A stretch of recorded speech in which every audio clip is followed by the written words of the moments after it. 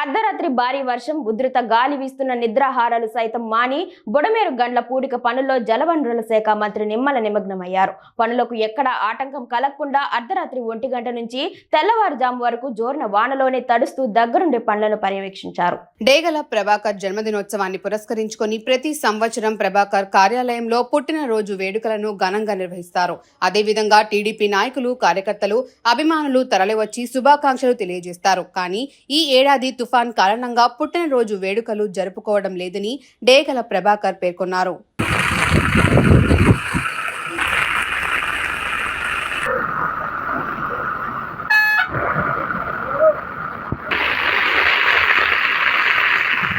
బుడమేరికి ఏదైతే ఇటు లెఫ్ట్ బండి మీద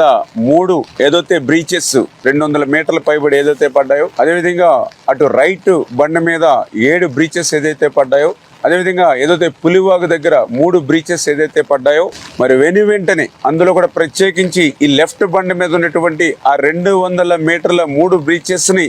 ఆ గండ్లను పూడిస్తేనే ఆ యొక్క సింగనగర్ కానీ ఆ విజయవాడ పట్టణంలో ఉన్నటువంటి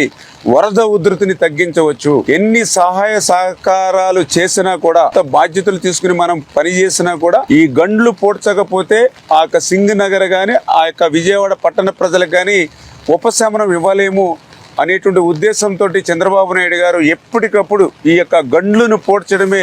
ధ్యేయంగా, లక్ష్యంగా మాకు మానిటరింగ్ చేస్తూ, అదేవిధంగా నారా లోకేష్ బాబు గారు కూడా స్వయంగా ఈ గండ్ల దగ్గరికి వచ్చి ఆయన కూడా సూచనలు ఇవ్వడమే కాదు, ఏదైతే ఏజెన్సీలు కూడా ఎన్ని కావాలితే అంతమందిని పెట్టుకుని ఈ ఎంత ఎక్విప్మెంట్ కావాలంటే అంత ఎక్విప్మెంట్ కూడా ఆయన ఎప్పటికప్పుడు మాకు అందిస్తూ ప్రతి 1 అవర్ కూడా క్లోజ్ మానిటరింగ్ చేస్తూ ఉన్నారు. అందుకే ఈరోజు ఎంత వర్షం వచ్చినా, గాలి వచ్చినా కూడా